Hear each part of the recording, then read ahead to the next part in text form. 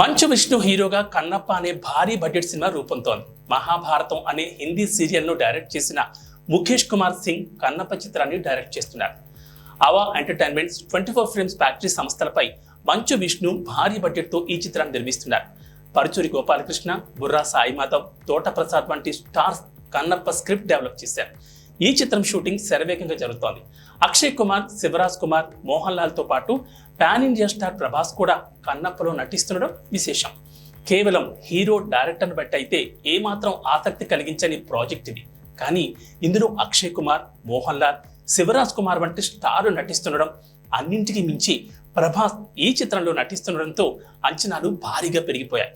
ప్రభాస్ ఈ సినిమాలో ఏ పాత్ర పోషిస్తున్నాడు అనే విషయంపై ఇప్పటికీ క్లారిటీ లేదు. పరమశివుడి పాత్రలో నటిస్తున్నట్లు మొదట్లో వార్తలు వినిపించాయి.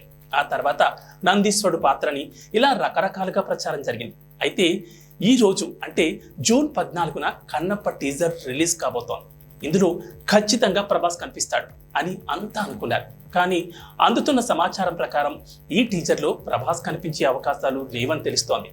ప్రభాస్ పాత్రని, లుక్ని అతని పుట్టినరోజు వరకు రివీల్ చేసే ఛాన్స్ లేదని యూనిట్ సభ్యులు అంటున్నారు.